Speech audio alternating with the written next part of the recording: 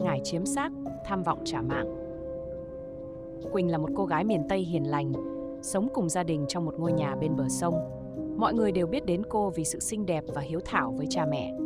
Nhưng ít ai biết rằng Quỳnh từng trải qua một cú sốc lớn khi người chị gái của cô, Lan, qua đời trong một tai nạn giao thông. Cái chết của Lan đã để lại trong lòng Quỳnh một nỗi đau không thể nguôi ngoai. Một đêm khuya, khi đang ngồi bên bờ sông, Quỳnh gặp một người đàn bà lạ mặt với khuôn mặt phủ kín một chiếc khăn đen. Người đàn bà ấy đưa ra lời đề nghị khiến Quỳnh không thể từ chối. Ta có thể giúp ngươi trả thù cho cái chết của Lan, nhưng ngươi phải chịu một cái giá đắt. Quỳnh, trong nỗi hận thù, đồng ý mà không suy nghĩ. Người đàn bà cho Quỳnh một chiếc bùa ngải, nói rằng nếu cô dùng nó, linh hồn của Lan sẽ quay về chiếm lấy cơ thể của một người sống để trả thù. Quỳnh quyết định làm theo và vào đêm đó, cô thực hiện nghi lễ để gọi linh hồn của chị mình. Sáng hôm sau, khi Quỳnh thức dậy, cô nhận ra rằng có một sự thay đổi kỳ lạ. Dù Lan không thể sống lại trong cơ thể người khác, nhưng cô đã cảm nhận được sự hiện diện của Lan trong từng động tác, ánh mắt và hành vi của chính mình. Điều này khiến Quỳnh hoảng sợ, nhưng cũng không thể từ bỏ vì cảm giác trả thù đã đè nặng trong lòng.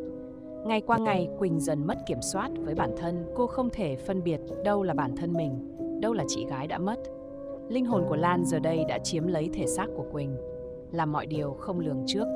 Sự tham vọng trả thù đã khiến cô gái miền Tây mất đi chính mình, trở thành một người mà ngay cả những người thân yêu nhất cũng không thể nhận ra.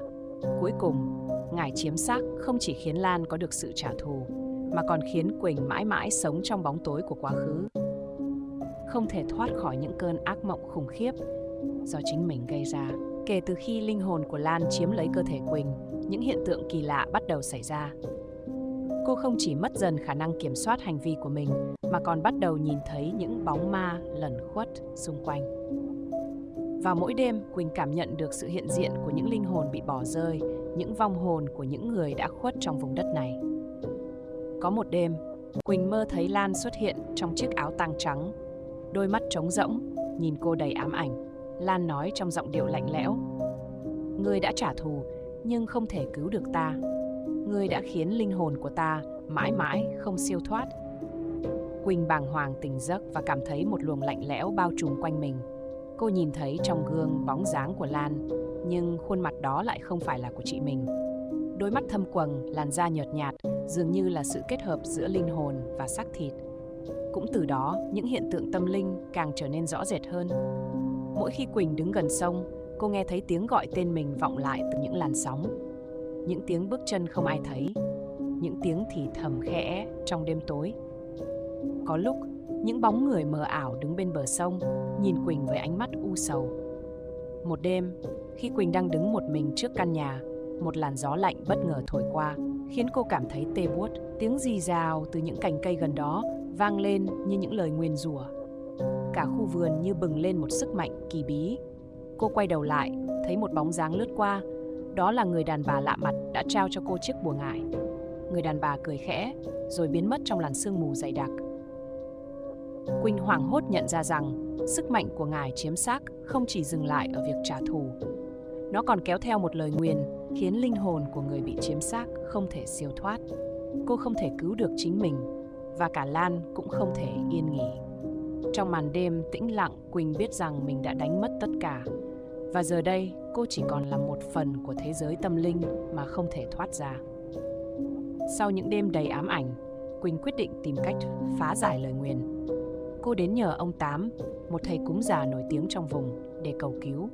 Nghe chuyện của Quỳnh, ông Tám trầm ngâm một lúc lâu rồi nói: "Ngải chiếm xác không chỉ kéo linh hồn người chết về, mà còn mở cánh cửa dẫn đến thế giới âm. Nếu không ngăn lại, cả ngươi và những người xung quanh sẽ bị kéo xuống." Ông Tám chuẩn bị một buổi lễ phá ngải. Nhưng khi nghi lễ bắt đầu, những hiện tượng kỳ lạ lại xuất hiện. Ngọn đèn dầu trên bàn cúng bỗng dưng tắt ngúm, dù không có gió. Một làn khói đen từ chiếc bùa ngải bốc lên, tạo thành hình dáng một khuôn mặt nhăn nhó, đôi mắt đỏ rực nhìn xoáy vào Quỳnh. Tiếng gào thét vang vọng trong không gian, khiến cô cảm thấy như đất trời đang đổ sập. Giữa nghi lễ, Quỳnh bỗng cảm thấy cơ thể mình cứng đờ, như bị ai đó giữ chặt. Trong trạng thái nửa tỉnh nửa mê, Cô nhìn thấy Lan đứng đó, nhưng không còn là hình bóng dịu dàng của chị mình. Lan có khuôn mặt tái nhợt, đôi mắt trống rỗng và những vết bầm tím quanh cổ, như dấu hiệu của một linh hồn đầy hận thù. Ngươi đã gọi ta về, nhưng ngươi cũng đã kéo cả những kẻ khác xuống, Lan nói, giọng khàn đặc. Những bóng đen bắt đầu xuất hiện khắp nơi, tràn vào ngôi nhà của ông Tám. Chúng di chuyển như những cơn gió lạnh, rên rỉ những tiếng ai oán. Ông Tám cố gắng niệm chú để xua đuổi, nhưng sức mạnh của ngải quá lớn. Một luồng khí lạnh phả vào người Quỳnh, khiến cô ngất lịm. Khi tỉnh dậy, Quỳnh thấy mình đang nằm bên bờ sông. Trên cổ tay cô có một vết hằn sâu như dấu xiềng xích. Mọi người kể lại rằng sau khi cô ngất, ông Tám đã mất đi ý thức, còn những bóng ma trong nhà biến mất không dấu vết. Tuy nhiên, ông Tám cảnh báo rằng lời nguyền chưa được phá và Quỳnh vẫn mang trên mình một dấu ấn của ngải chiếm xác. Từ hôm đó, Quỳnh bắt đầu nghe thấy những tiếng khóc vọng ra từ chiếc bùa ngải cô đã chôn sâu dưới lòng đất. Mỗi đêm, cô lại mơ thấy những bóng người gọi mình, kéo cô xuống dòng sông lạnh giá. Cô hiểu rằng, một khi đã bước chân vào thế giới của ngải, không có con đường trở về. Kể từ khi trở về từ buổi lễ thất bại của ông Tám, Quỳnh càng ngày càng bị cuốn sâu vào những hiện tượng kỳ bí không thể giải thích. Mỗi đêm, cô lại nghe tiếng bước chân rón rén ngoài sân nhà, dù không có ai. Những tiếng gõ cửa dồn dập vang lên lúc nửa đêm, nhưng khi cô mở cửa, chỉ có màn đêm lạnh lẽo và mùi tanh của nước sông phả vào. Một buổi sáng, Quỳnh phát hiện dưới gối của mình một sợi tóc dài, ướt sũng và lạnh toát.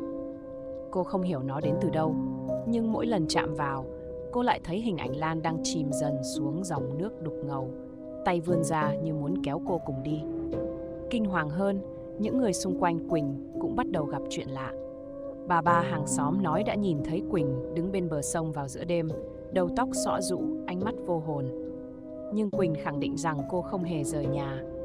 Một đứa trẻ trong xóm thì khóc thét khi chỉ vào Quỳnh, nói rằng cô đó có hai cái bóng. Không chịu nổi những ám ảnh, Quỳnh một lần nữa tìm đến ông Tám, nhưng ông Tám từ chối gặp, nói rằng ông đã nhìn thấy trong giấc mơ một bóng đen khổng lồ đứng sau lưng Quỳnh và nó sẽ không để ai phá bỏ lời nguyền. Ông khuyên Quỳnh chỉ còn cách đi tìm người đàn bà đã đưa cô chiếc bùa ngải để giải thoát. Nghe lời ông Tám, Quỳnh quay lại bờ sông, nơi cô lần đầu gặp người đàn bà bí ẩn. Đúng nửa đêm, dưới ánh trăng mờ, người đàn bà xuất hiện, nhưng lần này khuôn mặt lộ rõ, tái xanh với những đường nét méo mó như một cái mặt nạ. Ngươi muốn thoát, bà ta nói, giọng vang vọng. Giá phải trả là mạng sống của ngươi. Quỳnh chần chừ, nhưng trước khi cô kịp đáp, những bóng ma đã từng ám ảnh cô xuất hiện bao vây lấy cô. Họ thì thầm những lời oán hận, đôi mắt đỏ rực nhìn chằm chằm. Người đàn bà cười khanh khách rồi biến mất trong làn sương mờ, bỏ lại Quỳnh một mình đối diện với những hồn ma đầy hận thù. Lời nguyền ngải chiếm xác giờ đây không chỉ đeo bám Quỳnh, mà còn lấn át cả cuộc sống của cô. Cô nhận ra, một khi đã dấn thân vào, không chỉ linh hồn chị gái, mà cả chính cô cũng trở thành một phần của những oan hồn vĩnh viễn không siêu thoát. Sau lần gặp người đàn bà bí ẩn, Quỳnh ngày càng bị cuốn sâu vào những hiện tượng tâm linh rợn người. Cô không còn phân biệt được đâu là mơ, đâu là thực. Những hình ảnh mơ ảo của những bóng ma luôn lởn vởn trong ngôi nhà, tiếng cười khúc khích như trẻ con vang lên giữa đêm, và những cái bóng đen kỳ lạ in trên tường dù không có ai đứng đó. Một lần, Quỳnh tỉnh dậy giữa đêm và thấy mình đang đứng giữa căn phòng, trên tay cầm một con dao. Cô không nhớ tại sao mình lại ở đó, và trên dao còn dính những giọt nước như vừa được rút lên từ dưới sông. Sợ hãi, Quỳnh ném con dao đi, nhưng từ đó, mỗi đêm, cô lại thấy nó xuất hiện trở lại trên bàn, luôn ướt sũng và lạnh lẽo. Người dân trong làng bắt đầu xa lánh Quỳnh vì sợ hãi. Họ thì thầm với nhau rằng cô bị ám, rằng đôi lúc họ thấy cô đi qua bờ sông vào lúc nửa đêm, miệng lẩm bẩm những lời khó hiểu, ánh mắt vô hồn. Có người còn nói rằng họ thấy một bóng đen lơ lửng phía sau Quỳnh, khuôn mặt méo mó đầy thù hận. Những hiện tượng kỳ lạ không chỉ dừng lại ở đó. Vào một đêm mưa to, khi Quỳnh đang nằm trong nhà, cô nghe thấy tiếng nước nhỏ giọt đều đều, như thể nước sông đang len lỏi vào từng ngóc ngách. Nhưng khi bật đèn lên, cô kinh hoàng nhận ra sàn nhà ngập nước, mùi tanh hôi bốc lên nồng nặc. Giữa căn phòng, một bóng người trắng bệch đứng đó, tóc dài che kín mặt. Quỳnh nhận ra đó là Lan, nhưng khi cô cất tiếng gọi, bóng người ấy quay đầu lại với đôi mắt rỗng không, máu chảy ra từ miệng. Trong cơn hoảng loạn, Quỳnh chạy ra ngoài trời mưa. Đứng bên bờ sông, cô thấy những bóng ma đã từng ám ảnh mình từ trước, giờ đây xếp thành hàng dài, đôi mắt đỏ rực nhìn cô như trách móc. Một bóng người từ dưới sông chậm rãi bước lên, đó là Lan. Ngươi đã sai, Lan thì thầm, giọng nói hòa cùng tiếng mưa. Không chỉ ta, mà ngươi cũng sẽ không bao giờ thoát khỏi vòng luân hồi này. Dòng nước sông như sống dậy, quấn lấy chân Quỳnh, kéo cô xuống. Tiếng kêu cứu của cô tan vào màn mưa, nhưng không một ai nghe thấy. Đêm đó, ngôi làng chỉ nghe tiếng sấm rền vang và tiếng nước sông vỗ vào bờ, như một lời nhắc nhở rằng lời nguyền vẫn còn đó, mãi mãi không kết thúc. Kể từ đêm mưa kinh hoàng đó, Quỳnh mất tích không dấu vết. Người dân trong làng đồn đoán cô đã bị cuốn xuống dòng sông bởi lời nguyền ngải chiếm xác. Tuy nhiên, sự mất tích cô không mang lại sự bình yên mà chỉ làm tăng thêm những hiện tượng lạ trong vùng. Vào những đêm trăng mờ, người ta bắt đầu thấy một bóng dáng mờ ảo đứng bên bờ sông, tóc dài che kín mặt, thân hình mảnh mai giống hệt Quỳnh. Bóng người ấy thường xuất hiện khi nước rút, đi chân trần trên bãi bồi và luôn ngoái đầu nhìn về phía làng. Một số ngư dân dám chắc rằng họ đã nghe tiếng gọi khe khẽ của Quỳnh. Cứu em, vang vọng trong đêm. Không chỉ vậy, ngôi nhà của Quỳnh bỗng trở thành một nơi kỳ bí mà không ai dám bước vào. Những người tò mò thử đến gần đều kể rằng họ nghe thấy tiếng bước chân trên sàn gỗ, tiếng gõ cửa từ bên trong và cả tiếng khóc nỉ non vọng ra từ căn phòng cô từng ở. Một người đàn ông lớn tuổi trong làng thề rằng ông đã thấy ánh sáng lập lòe từ cửa sổ, dù ngôi nhà đã bị bỏ hoang từ lâu. Những sự việc càng trở nên đáng sợ hơn khi một số người trong làng mơ thấy Quỳnh xuất hiện trong giấc mơ của họ. Trong mơ, Quỳnh mặc chiếc áo dài trắng, gương mặt nhợt nhạt, đôi mắt đầy nước như đang van xin. Hãy tìm cách cứu em, đừng để em ở đây mãi mãi. Tuy nhiên, khi họ cố hỏi thêm, hình ảnh của Quỳnh tan biến, để lại một tiếng cười lạnh lẽo vang vọng trong bóng tối. Vào một đêm trăng tròn, ông Tám, thầy cúng già, quyết định đến bờ sông để thực hiện nghi lễ cuối cùng nhằm xua đuổi linh hồn của Quỳnh. Nhưng khi ông chuẩn bị thắp nhang, một cơn gió mạnh từ đâu thổi tới, làm tắt hết đèn đuốc. Từ dưới sông, một bàn tay trắng bệch bất ngờ vươn lên kéo chân ông. Ông hét lên nhưng không kịp thoát. Sáng hôm sau, người dân chỉ tìm thấy cây gậy của ông trôi dạt bên mép nước, còn ông Tám thì biến mất không dấu vết. Từ đó, câu chuyện về Quỳnh và Ngải chiếm xác trở thành một lời nguyền rùng rợn mà không ai dám nhắc tới. Những bóng ma bên bờ sông vẫn ở đó, như một minh chứng cho sự tham vọng đã phá hủy không chỉ cuộc đời Quỳnh, mà cả những ai dám đối mặt với nó. Dù câu chuyện về Quỳnh và lời nguyền ngải chiếm xác đã trở thành điều cấm kỵ trong làng, những hiện tượng tâm linh vẫn tiếp diễn, ngày càng đáng sợ hơn. Người dân trong làng bắt đầu nhận ra rằng không chỉ khu vực bờ sông mà cả những cánh đồng gần đó cũng xuất hiện những dấu hiệu kỳ lạ. Một buổi sáng, người dân phát hiện một loạt dấu chân ướt sũng trên con đường dẫn từ bờ sông vào làng. Điều đáng sợ là dấu chân nhỏ dần, đến giữa đường thì biến mất, như thể người để lại đã bốc hơi giữa không trung. Nhiều người kể rằng vào những đêm không trăng, họ nghe thấy tiếng bước chân trên mái nhà cùng tiếng thì thầm lặp đi lặp lại: ta chưa xong, ta chưa rời đi. Bên trong ngôi nhà hoang của Quỳnh, những hiện tượng kỳ bí càng trở nên đáng sợ. Một nhóm thanh niên tò mò quyết định thử thách sự gan dạ bằng cách vào nhà vào lúc nửa đêm. Nhưng khi bước vào, họ cảm thấy một luồng không khí lạnh toát chạy dọc sống lưng. Trên tường, những dòng chữ cứu tôi bằng nước đen ngòm từ từ hiện ra, nhỏ từng giọt xuống sàn. Khi họ quay đầu lại, cửa nhà đã bị đóng chặt và một cái bóng mờ mờ đứng lặng lẽ bên cửa sổ, nhìn họ bằng ánh mắt đỏ rực. Một người trong nhóm hét lên và ngất lịm. Khi tỉnh dậy, cậu kể rằng mình đã thấy Quỳnh trong giấc mơ. Quỳnh khóc, nói rằng cô đang bị giam giữ dưới đáy sông bởi những hồn ma mà cô vô tình kéo lên khi sử dụng ngải. Họ không tha cho tôi, họ cũng không tha cho bất kỳ ai dám phá vỡ sự cân bằng này, Quỳnh nói, giọng như vọng lại từ nơi sâu thẳm. Người dân trong làng bắt đầu thấy mình bị ám ảnh bởi giấc mơ lặp đi lặp lại. Một dòng sông đen kịt, những bàn tay trắng bệch vươn lên từ đáy nước và tiếng khóc thảm thiết của Quỳnh. Không ai dám bén mảng đến bờ sông nữa, nhưng dòng nước vẫn mang theo lời nguyền, mỗi ngày một lan xa hơn. Người ta đồn rằng vào những đêm tối trời, từ giữa dòng sông, một con thuyền nhỏ với ánh đèn leo lét xuất hiện. Trên thuyền là một cô gái mặc áo trắng, tóc dài che kín mặt, tay cầm một chiếc đèn dầu. Nếu nhìn quá lâu, người đó sẽ nghe thấy tiếng gọi tên mình và sáng hôm sau không ai thấy họ quay về. Sau câu chuyện về con thuyền ma giữa dòng sông, những hiện tượng tâm linh tiếp tục lan rộng, bao trùm cả ngôi làng. Mọi người bắt đầu cảm nhận được sự hiện diện của một thế lực vô hình mỗi khi đêm xuống. Vào một đêm không trăng, bà Tư, một người phụ nữ già sống gần bờ sông, nghe thấy tiếng gõ cửa liên hồi. Dù trong lòng đầy lo sợ, bà vẫn run rẩy mở cửa. Trước mặt bà là một cô gái trẻ mặc áo dài trắng, đầu cúi thấp, tóc che kín mặt. Khi bà Tư hỏi, cô gái không đáp mà chỉ chìa tay ra, lòng bàn tay ướt đẫm, để lộ những vệt máu nhòe nhoẹt. Bà Tư hoảng loạn đóng sập cửa, nhưng tiếng khóc ai oán bên ngoài vẫn kéo dài suốt đêm. Sáng hôm sau, trước cửa nhà bà xuất hiện một dòng chữ nguệch ngoạc viết bằng bùn: "Cứu tôi." Không chỉ bà Tư, những người trong làng cũng bắt đầu cảm nhận được sự bất thường. Những đồ vật trong nhà tự nhiên di chuyển. Nhiều người thấy bóng ai đó đứng ngoài cửa sổ nhìn vào lúc đêm khuya, nhưng khi chạy ra kiểm tra, không có gì ngoài vết chân in hẳn trên đất. Một hiện tượng lạ khác xảy ra vào những buổi chiều tà.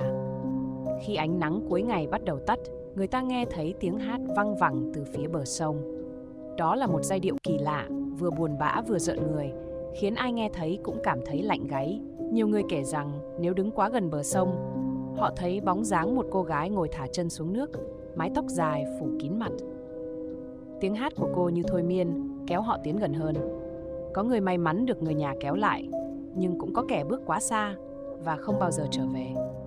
Một đêm, anh Hai, một người từng dám thách thức mọi lời đồn, quyết định chèo thuyền ra giữa sông để chứng minh những chuyện ma quái chỉ là lời thêu dệt. Khi đến giữa dòng, anh nhìn thấy một bàn tay trắng bệch vươn lên từ nước, bám chặt lấy thuyền của anh. Từ trong nước, một khuôn mặt hiện lên, đôi mắt trắng dã nhìn xoáy vào anh. Tiếng gào thét của anh vang lên rồi tắt lịm. Sáng hôm sau, người ta tìm thấy chiếc thuyền trôi dạt, nhưng anh Hai đã mất tích, chỉ để lại dấu tay bùn trên mép thuyền. Ngôi làng giờ đây không còn là nơi yên bình nữa. Những hiện tượng kỳ bí vẫn tiếp diễn, như lời nhắc nhở rằng lời nguyền ngải chiếm xác chưa bao giờ kết thúc, và bóng tối vẫn đang bao trùm, chờ đợi những linh hồn tiếp theo lạc vào vòng xoáy oan nghiệt. Những ngày gần đây, hiện tượng tâm linh tại làng càng trở nên kinh hoàng hơn. Mỗi khi đêm xuống, những tiếng động kỳ lạ lại vang lên khắp nơi. Tiếng cười khanh khách, tiếng bước chân kéo lê trên nền đất và cả tiếng rên rỉ đau đớn vọng lại từ hướng bờ sông. Người dân trong làng dần mất ngủ và ai nấy đều sống trong sự ám ảnh. Một đêm nọ, ông Ba, người canh giữ đền thờ ở đầu làng, nghe thấy tiếng trống vang vọng từ bên trong đền, dù ông biết rõ rằng không ai được phép vào đó vào ban đêm. Khi ông tiến lại gần, cánh cửa đền bỗng mở tung và bên trong, ông thấy một bóng người nhỏ bé đang ngồi quay lưng lại, không ngừng gõ trống. Khi ông Ba cất tiếng hỏi, bóng người đó từ từ quay lại, lộ ra gương mặt của Quỳnh nhưng đôi mắt hoàn toàn trắng dã. Bà cười lạnh lẽo rồi biến mất trong làn khói mờ. Những cánh đồng quanh làng cũng bắt đầu xuất hiện những dấu hiệu kỳ quái. Người dân phát hiện vòng tròn lớn trên đồng lúa, trong đó cỏ cháy xém thành hình dạng kỳ lạ như những ký hiệu cổ xưa. Vào ban đêm, ánh sáng xanh lơ lửng thường xuất hiện, di chuyển chậm rãi như đang tìm kiếm thứ gì đó. Một số người liều lĩnh đi kiểm tra đã nghe thấy tiếng xì xào như hàng trăm giọng nói cùng thì thầm, và cảm giác như có bàn tay vô hình chạm vào vai mình. Đỉnh điểm là một buổi sáng, mọi người thức dậy và phát hiện nước giếng trong làng đột nhiên chuyển sang màu đỏ như máu. Những người già bảo rằng đó là dấu hiệu của oan hồn đòi mạng. Ngay tối hôm đó, hàng loạt ngọn đèn dầu trong làng tự nhiên tắt ngúm, dù không hề có gió. Trong bóng tối, những người dân nghe thấy tiếng bước chân đồng loạt, như một đoàn người đang tiến về phía làng. Người duy nhất dám đi ra là bà Tám, người phụ nữ từng nhìn thấy nhiều hiện tượng kỳ lạ trước đây. Khi bà đến gần bờ sông, bà kinh hoàng nhận ra không phải một, mà là hàng chục bóng người đang đứng trên mặt nước, đôi mắt đỏ rực nhìn thẳng vào bà. Họ không nói, nhưng những cánh tay gầy guộc chậm rãi giơ lên như muốn kéo bà xuống cùng.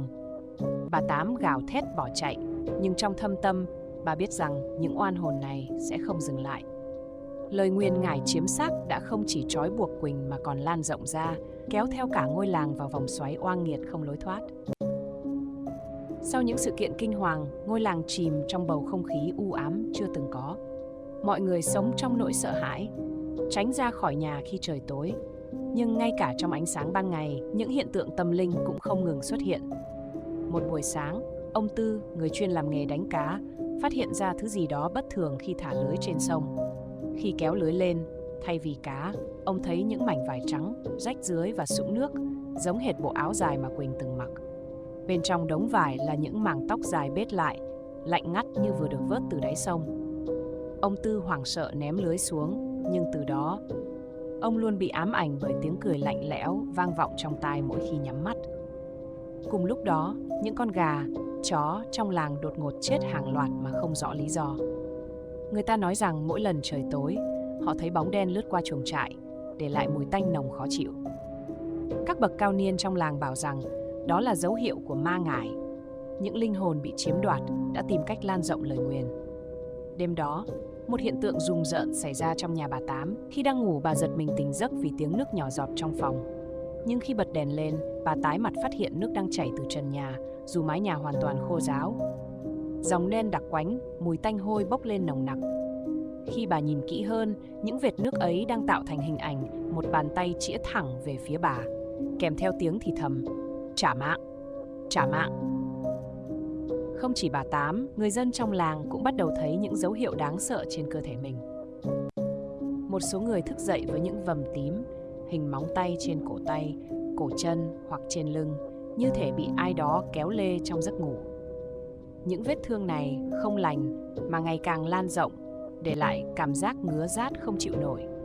Người ta đồn rằng những linh hồn oan khuất không chỉ muốn trả thù Quỳnh mà còn muốn kéo cả làng xuống đáy sông để thế chỗ cho chúng. Đêm càng khuya, tiếng gió rít và tiếng cười ma quái từ bờ sông càng vọng lại, như lời nhắc nhở rằng bóng tối của ngài chiếm xác vẫn đang nuốt chửng từng chút một, không ai có thể thoát khỏi.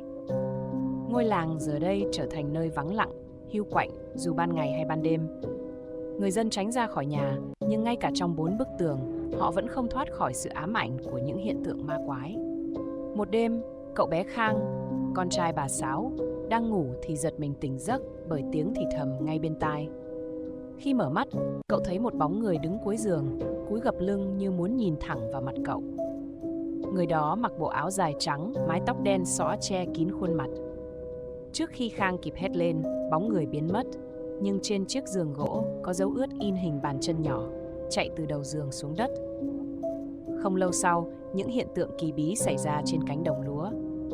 Một sáng sớm, ông Năm đi ra đồng kiểm tra ruộng, bỗng thấy những bông lúa bị vặn xoắn thành những hình thù kỳ lạ. Cỏ xung quanh ruộng bị cháy đen, tỏa ra mùi khét lẹt. Ở giữa vòng tròn cháy xém đó là một chiếc gương cũ, khung đã rỉ sét. Khi ông Năm nhìn vào gương, thay vì thấy chính mình, ông thấy khuôn mặt Quỳnh hiện lên với đôi mắt trắng dã, miệng mấp máy như đang nói điều gì đó nhưng không phát ra âm thanh.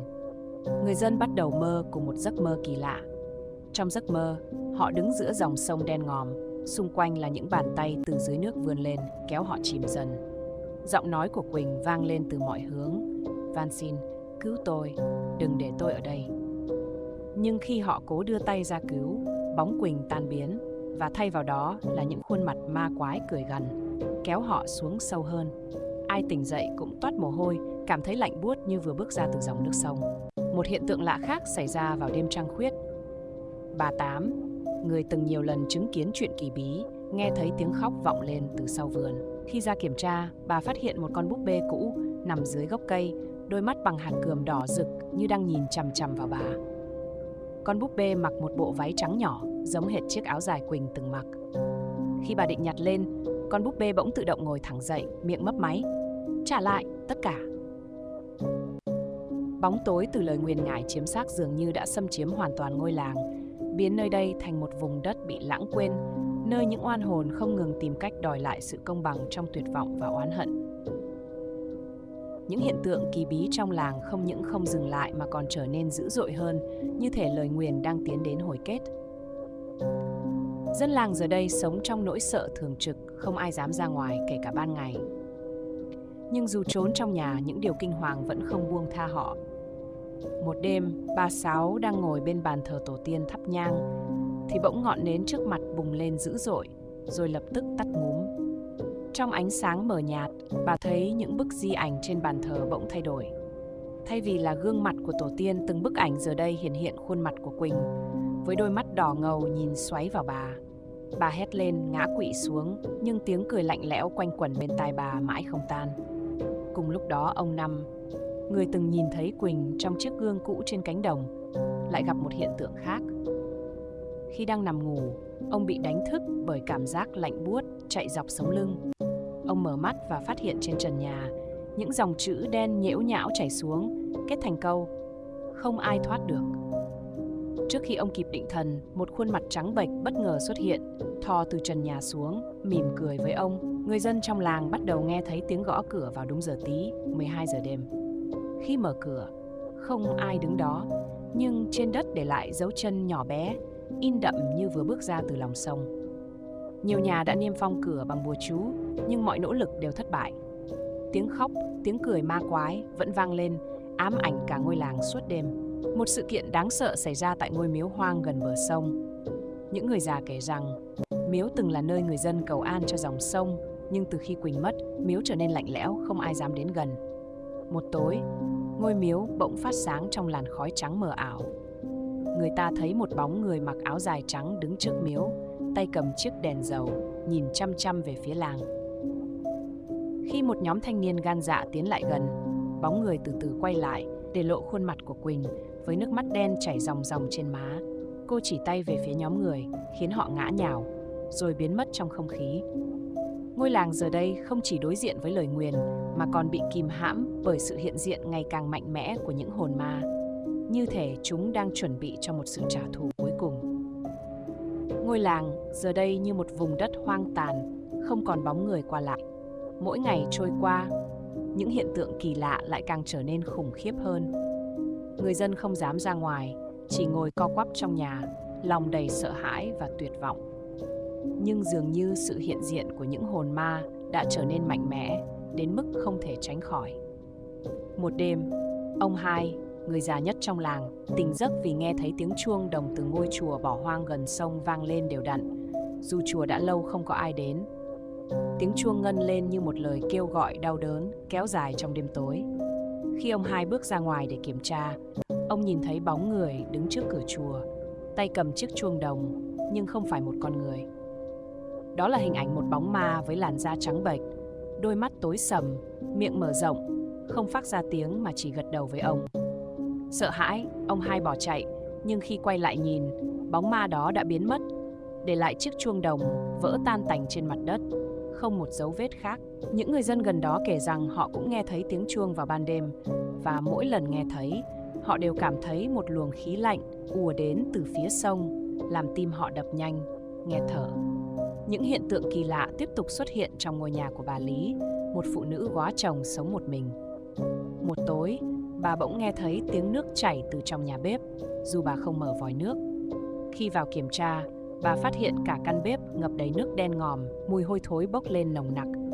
Bà vội vàng vớt nước ra, nhưng khi nhìn vào cái xô, bà phát hoảng khi thấy một chiếc áo dài trắng bị vướng lại trong đó.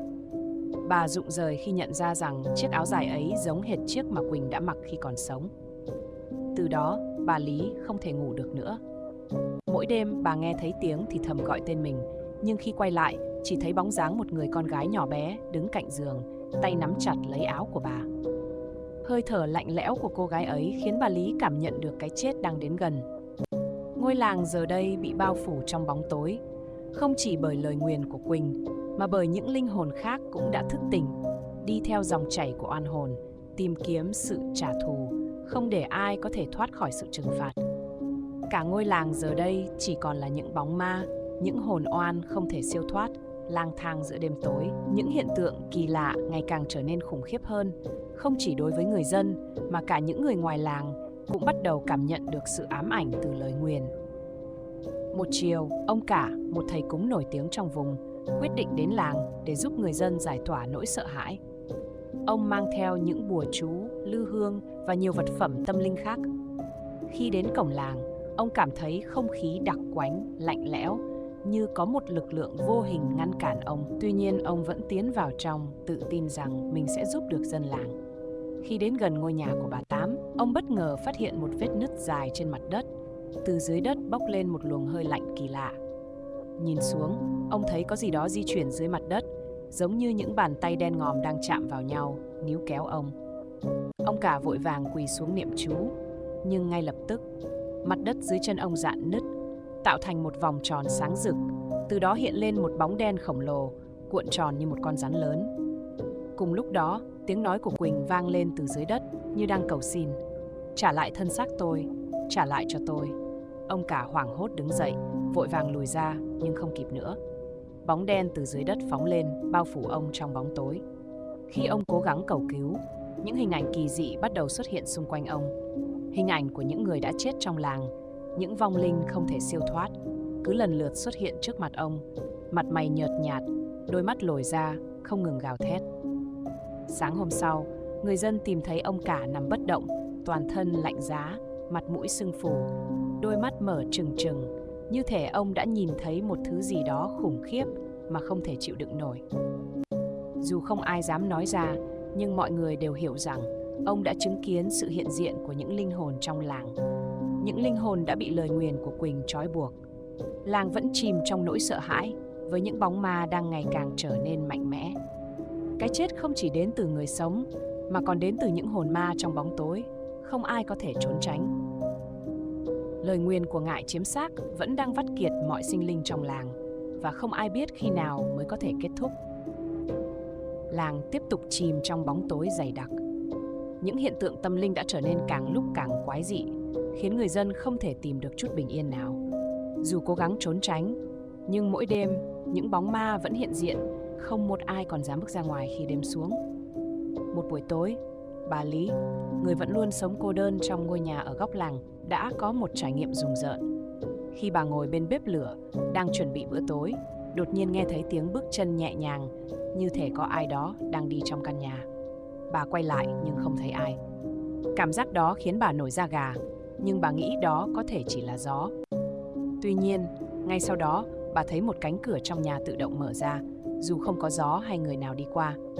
Bà Lý bước tới, mắt nhìn chăm chú vào cánh cửa. Đột nhiên, một tiếng thì thầm vang lên từ trong bóng tối, như thể có ai đó đang gọi tên bà. Bà Lý. Bà hoảng hồn, quay lại nhìn, nhưng không thấy ai. Khi bà bước vào phòng ngủ, bà thấy chiếc gương trên bàn trang điểm đã bị vỡ vụn, và trên mặt gương là một dấu tay in hẳn giống như bàn tay của một người nhỏ bé. Đôi mắt trong gương mở dần, rồi sáng lên, phản chiếu hình ảnh của Quỳnh với ánh mắt đầy oán hận, như thể đang muốn trả thù bà. Không lâu sau, một hiện tượng kỳ lạ khác xảy ra. Mỗi buổi tối, người dân trong làng lại nghe thấy tiếng chuông chùa vang lên từ phía ngôi miếu hoang. Tuy nhiên, không ai dám đến gần, vì mỗi khi tiếng chuông vang lên, cây cối xung quanh ngôi miếu bắt đầu đung đưa, nhưng không có gió. Những chiếc lá trên cây đột ngột rơi xuống, tạo thành hình ảnh những bàn tay đen vươn lên từ mặt đất, như thể đang cố gắng kéo ai đó xuống. Đặc biệt, những người dám đến gần ngôi miếu để cầu cứu thường không bao giờ trở lại. Những người khác thì nghe thấy tiếng la hét trong đêm, nhưng khi đi đến, chỉ thấy những dấu chân lạ dẫn vào trong miếu, nhưng lại không hề có dấu hiệu ai đó rời đi. Dường như ngôi miếu trở thành một nơi thu hút những linh hồn bị chiếm đoạt, nơi mọi người bị lôi kéo vào lời nguyền không có lối thoát. Không ai có thể giải thích được điều gì đang xảy ra, nhưng một điều rõ ràng, ngôi làng này đã bị lời nguyền của Quỳnh ám ảnh, và mọi nỗ lực để thoát ra chỉ càng làm cho bóng tối thêm sâu. Không ai có thể trốn chạy khỏi sự trừng phạt của những hồn oan. Ngôi làng càng lúc càng chìm trong sự tăm tối và sợ hãi. Những hiện tượng tâm linh không ngừng xuất hiện, làm cho người dân không thể tìm được chút an yên nào. Cái ác không chỉ đến từ những bóng ma trong làng, mà còn từ những linh hồn thầm lặng, ẩn nấp trong các góc tối, sẵn sàng trỗi dậy bất cứ lúc nào. Một đêm, sau khi nghe những câu chuyện rùng rợn từ người dân trong làng, anh Tuấn, một thanh niên tò mò, quyết định tìm hiểu sự thật. Anh đi bộ qua con đường dẫn vào khu rừng rậm mà người dân luôn tránh xa. Bên tai anh, tiếng gió thổi từng cơn lạnh lẽo, nhưng điều kỳ lạ là anh không thể nghe thấy tiếng động nào của động vật trong rừng. Không có tiếng côn trùng, không có tiếng chim hót, chỉ có sự im lặng chết chóc. Khi anh tiến vào sâu hơn, một cảnh tượng kỳ lạ khiến anh phải dừng lại. Trên mặt đất, từng dãy những vết nứt lớn kéo dài, Giống như có điều gì đó rất mạnh đã khuấy động lòng đất. Bỗng nhiên, từ trong các vết nứt, những bóng trắng mờ ảo bắt đầu vươn lên như những hình bóng mơ hồ, không rõ ràng, nhưng chúng rõ ràng là những linh hồn. Những bóng ma này đều có dáng vẻ như những người đã khuất trong làng. Mắt họ không có đồng tử, miệng mở rộng, mấp máy như muốn nói nhưng lại không thể phát ra âm thanh. Đúng lúc này, anh Tuấn nghe thấy tiếng nước chảy, như thể có ai đó đang bước qua sông gần đó. Anh quay lại, nhưng chỉ thấy một hình bóng mờ đang đứng giữa dòng sông.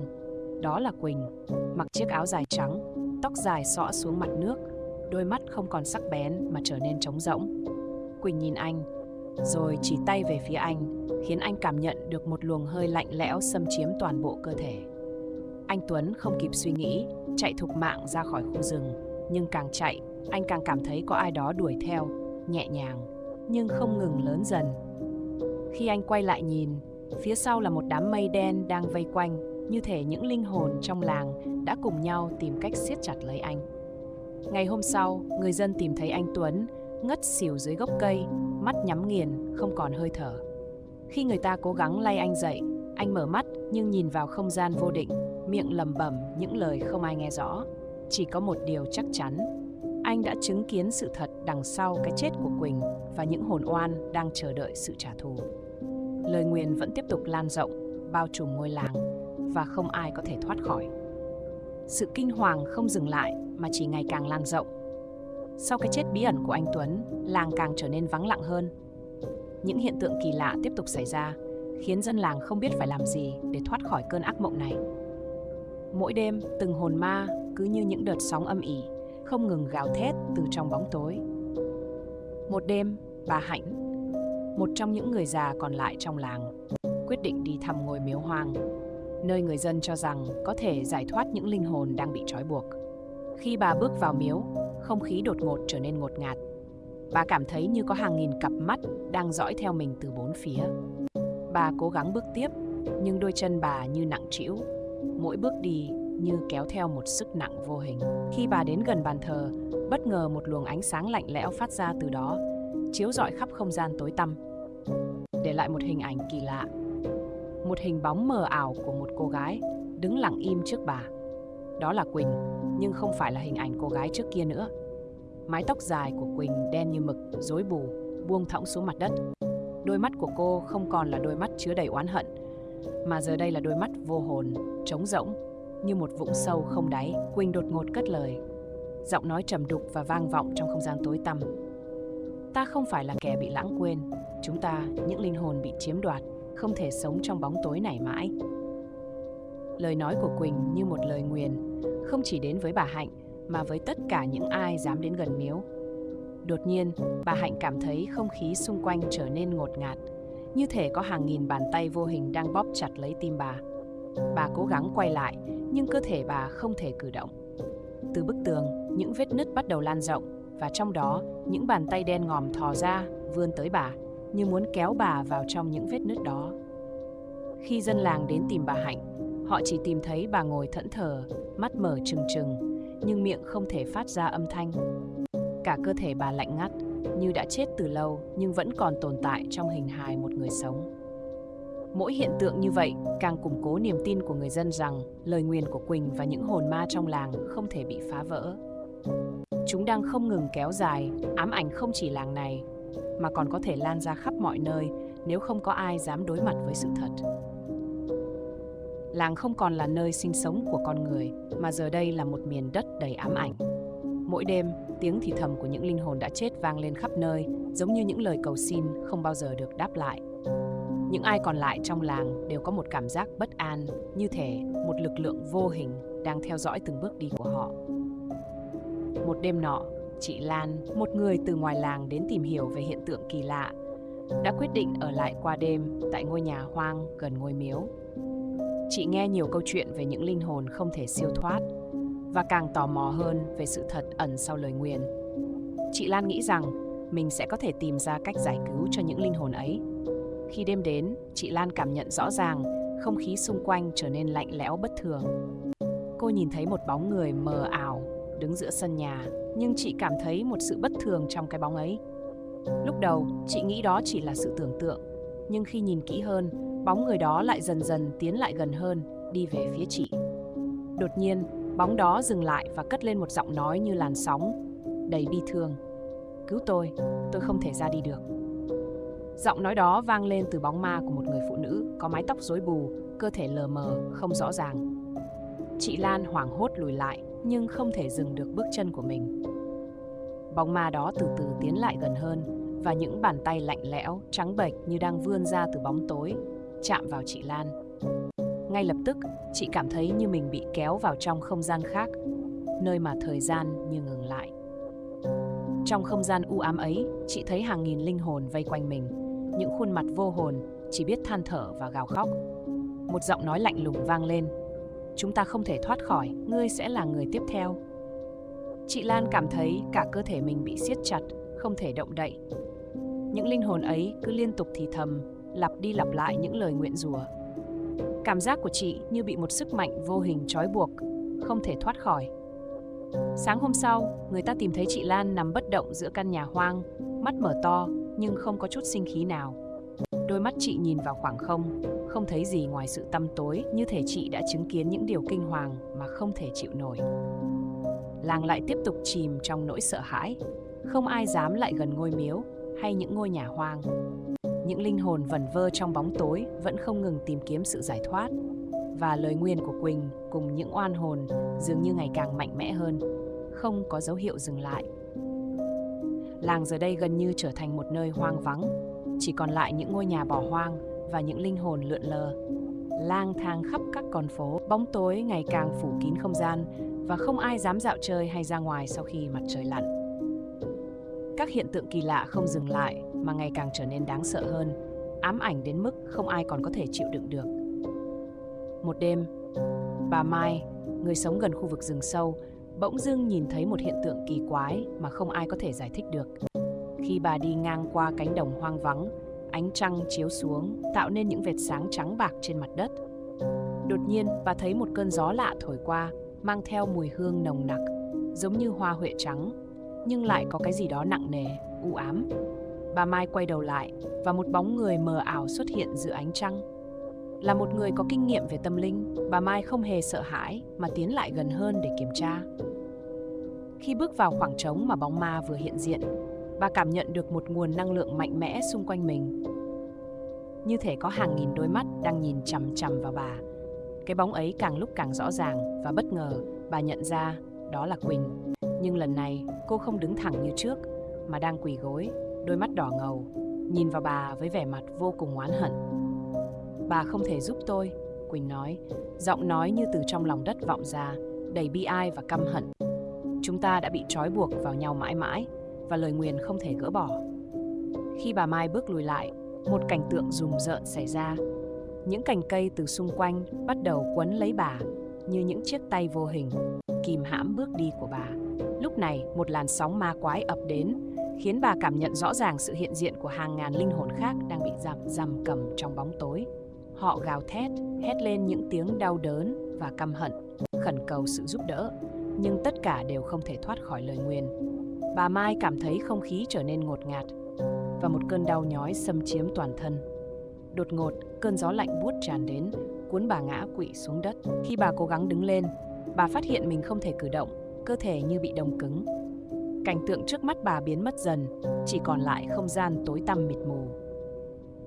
Ngày hôm sau, dân làng phát hiện bà Mai nằm bất động dưới gốc cây, mắt mở to không hồn. Không ai biết điều gì đã xảy ra, nhưng rõ ràng bà Mai đã chứng kiến một điều gì đó quá khủng khiếp, không thể chịu đựng được. Lời nguyền của Quỳnh vẫn không ngừng kéo dài, lan tỏa và ngày càng sâu đậm hơn. Ngôi làng giờ đây không chỉ có những bóng ma, mà còn là những linh hồn đầy oán hận. Không ai có thể thoát khỏi sự trừng phạt của Ngài chiếm xác. Kể từ khi bà Mai ngã bệnh, người dân trong làng hoàn toàn tuyệt vọng. Những hiện tượng kỳ lạ không ngừng gia tăng, như thể ngôi làng đã bị bóng tối nuốt chửng hoàn toàn. Những linh hồn oán thán không chỉ quấy nhiễu về đêm, mà thậm chí còn bám theo những người sống, xuất hiện trong những giấc mơ, khiến họ mất ăn mất ngủ. Không một ai còn dám ra ngoài khi mặt trời khuất bóng, và những ngôi nhà cũ đều trống vắng, tĩnh lặng như thể đã bị bỏ rơi từ lâu. Một đêm, người ta phát hiện ông Lý, người già trong làng, đứng giữa cánh đồng vào lúc nửa đêm, ánh mắt không hồn, như thể bị ai đó điều khiển. Khi người dân đến gần, ông Lý không nói gì, chỉ lắc đầu và chỉ tay về phía khu rừng. Những cử chỉ của ông dường như không phải là của một người bình thường. Trong lúc đó, đột ngột từ phía rừng, một âm thanh kỳ lạ vang lên giống như tiếng rít gào của những linh hồn bị giam cầm. Âm thanh ấy không phải là của con người, mà như phát ra từ trong một hố sâu vô tận. Người dân hoảng hốt chạy tới, nhưng không ai dám vào rừng. Những lời nguyền đã khiến họ sợ hãi đến mức không dám đối mặt với điều kỳ bí nữa. Tuy nhiên, ông Lý vẫn tiếp tục đi về phía đó, không dừng lại, không quan tâm đến những tiếng gọi của mọi người. Khi ông bước vào khu rừng, những bóng mờ ảo lại hiện lên, giống như những linh hồn đã chết. Nhưng lần này, chúng không chỉ là những hình bóng mờ nhạt, mà bắt đầu có những nét mặt rõ ràng, đầy oán hận. Bà Lan, người đi theo sau ông Lý, nhìn thấy một cảnh tượng đáng sợ. Những bóng ma này đang chồng chất lên nhau, như thể chúng không còn là những linh hồn đơn lẻ, mà là một khối ma quái, cuồn cuộn di chuyển. Đặc biệt, trong đám bóng ma ấy, một hình ảnh rất quen thuộc. Quỳnh, cô gái đã bị ngải chiếm xác, giờ đây không chỉ là một bóng ma nữa, mà đã trở thành một thực thể khổng lồ, dường như lớn lên từ chính nỗi oán thán của những linh hồn. Quỳnh quay lại nhìn bà Lan, đôi mắt đầy uất hận, khiến bà Lan cảm thấy như mình bị hút vào trong không gian tối tăm ấy. Cô ta chỉ lên trời và thét lên một tiếng thét khiến không khí xung quanh như vỡ vụn, đẩy bà Lan ngã nhào xuống đất. Từ đó, bóng tối dần nuốt chửng tất cả, và bà Lan không thể thoát ra được.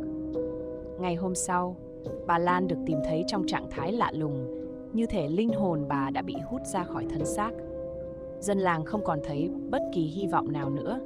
Những linh hồn bị chiếm đoạt không ngừng xoay vần trong vũ trụ âm u, và ngải chiếm xác đã thực sự biến ngôi làng này thành một vùng đất của sự chết chóc, nơi không ai có thể thoát khỏi sự trả thù của những oan hồn vĩnh viễn không siêu thoát. Làng giờ đây như một nơi chết chóc, nơi mỗi bước chân của người sống đều bị theo dõi bởi những linh hồn bị mắc kẹt trong lời nguyền không thể giải thoát. Sau sự kiện của bà Lan, không ai dám bước vào khu rừng hay gần ngôi miếu nữa, và cả ngôi làng dần trở thành một vùng đất bị bỏ hoang. Tuy nhiên, những hiện tượng kỳ lạ vẫn tiếp tục xảy ra, khiến dân làng càng trở nên hoảng loạn hơn. Một đêm, khi mọi người tưởng chừng như đã quen với sự vắng lặng và tăm tối, một người đàn ông tên Cường, người lạ đến từ một làng khác, đã quyết định đến điều tra về những hiện tượng kỳ bí.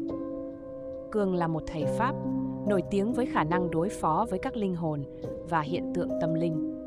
Anh ta tin rằng nếu có thể tìm ra nguồn gốc của lời nguyền, anh có thể giúp giải thoát cho những linh hồn và đem lại sự bình yên cho ngôi làng này. Tối hôm ấy, Cường đi vào ngôi miếu bỏ hoang nơi Quỳnh từng xuất hiện, với hy vọng có thể phá giải lời nguyền. Anh không ngờ rằng khi vừa bước qua ngưỡng cửa, một trận gió lạnh buốt thổi qua, như thể cả ngôi miếu sống lại trong một luồng khí đen kịt. Cường cảm nhận rõ ràng một nguồn năng lượng mạnh mẽ đang bao trùm khắp nơi. Đột nhiên, trong không gian tối tăm, một giọng nói nhỏ nhẹ vang lên, không phải từ một người, mà như từ chính bóng tối. Ngươi không thể cứu chúng ta. Giọng nói ấy, mặc dù nhẹ nhàng, nhưng mang theo sức mạnh ma quái khiến Cường cảm thấy cơ thể mình như bị hút vào không gian khác. Lúc này, những vết nứt trên tường bắt đầu lan rộng, và trong các vết nứt đó, bóng tối bắt đầu tràn ra, như thể đang nuốt chửng mọi thứ. Từ trong bóng tối, những bóng ma từ từ hiện ra, những gương mặt méo mó, thảm thương. Chúng không phải là những linh hồn bình thường nữa, mà đã trở thành những sinh vật u ám, đôi mắt rực lửa, nhìn chằm chằm vào Cường, như thể muốn ăn tươi nuốt sống anh ngay lập tức. Cường không hề hoảng sợ, mà lập tức bắt đầu thực hiện các nghi lễ trừ tà mà anh đã học được. Nhưng trước khi anh có thể hoàn thành lời niệm chú, một bóng hình lớn hiện ra trước mặt. Đó là Quỳnh, nhưng không phải là cô gái yếu ớt trước đây nữa, mà là một thực thể khổng lồ, với đôi mắt rực lửa, đôi tay dài như muốn vươn ra để siết chặt lấy Cường. Quỳnh cười khinh bỉ, nói, ngươi không thể cứu chúng ta. Ngươi là kẻ xâm nhập và sẽ bị trừng phạt. Cường cảm thấy một luồng sức mạnh khủng khiếp đè nén lên mình, và trong khoảnh khắc đó, tất cả mọi thứ xung quanh anh trở nên mờ dần. Khi những người dân trong làng đến tìm Cường, họ chỉ tìm thấy một đám mây đen bao phủ ngôi miếu, nơi anh đã mất tích. Không ai biết điều gì đã xảy ra với Cường, nhưng tất cả đều nhận ra rằng lời nguyền và những linh hồn bị chiếm đoạt ngày càng mạnh mẽ, và không ai có thể đối đầu với chúng. Làng giờ đây trở thành một nơi hắc ám, nơi mà những oan hồn vĩnh viễn không được siêu thoát và những linh hồn sống không thể thoát khỏi sự trừng phạt của ngải chiếm xác.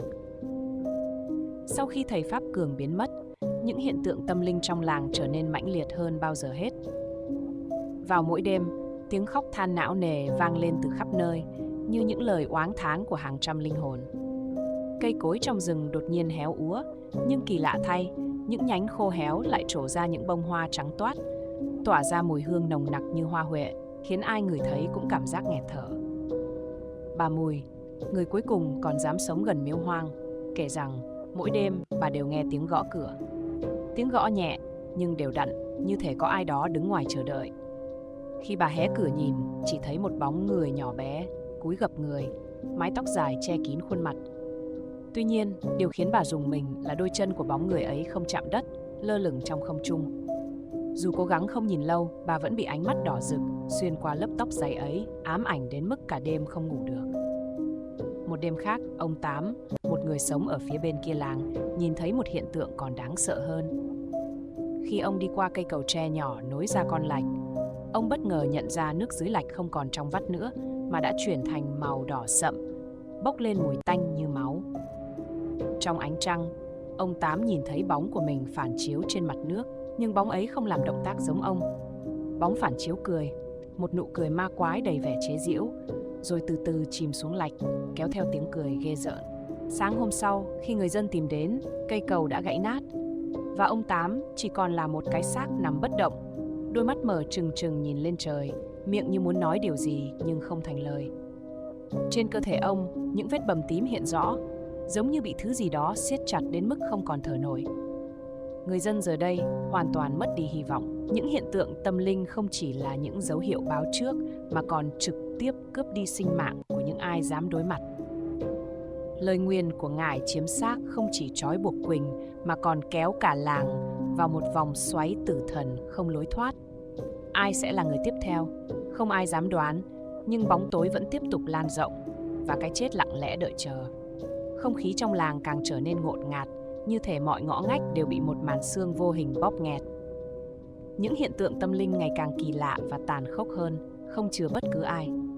Một đêm, chị Hồng, người bán quán nước cuối làng, thấy chiếc đèn dầu của mình tự nhiên tắt lịm dù không có gió. Trong bóng tối, chị nghe tiếng bước chân nặng nề vang lên từ ngoài sân. Khi chị nhìn qua khe cửa, một bóng người mờ ảo lướt qua, để lại dấu chân loang lổ như in máu trên nền đất. Không lâu sau, người ta bắt đầu thấy những hình bóng lạ lùng xuất hiện dọc theo con đường chính trong làng. Đó là những bóng người cao lớn, đứng bất động trong bóng tối. Nhưng khi có ai cố đến gần, chúng biến mất, để lại một cảm giác lạnh toát dọc sống lưng. Chú Năm, một người làm nghề thợ mộc, một đêm đi ngang qua đã liều nhìn kỹ vào một bóng hình. Ông kể lại rằng khuôn mặt của nó không hề có ngũ quan, chỉ là một khối trống rỗng, nhưng đôi mắt lại như được khắc sâu trong tâm trí ông, khiến ông ám ảnh không dứt. Đặc biệt hơn, bà Thu, một người già sống gần bờ sông, nghe thấy tiếng ai đó gọi mình từ phía ngoài. Đó là giọng của người con trai đã mất cách đây nhiều năm, tiếng gọi văng vẳng, đầy tha thiết. Mẹ ơi, ra với con. Bà Thu cố kiềm chế nỗi sợ nhưng cuối cùng không cưỡng lại được, bước ra ngoài.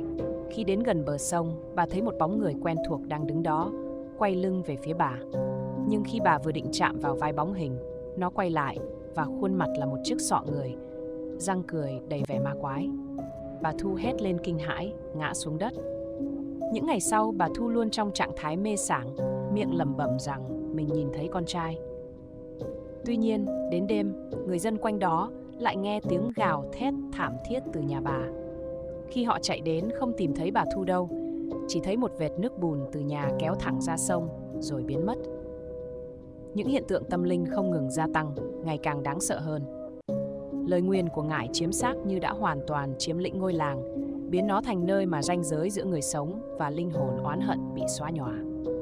Đêm nay, cả làng bị đánh thức bởi một âm thanh rợn người. Tiếng chuông từ ngôi miếu hoang vang lên giữa màn đêm tĩnh mịch.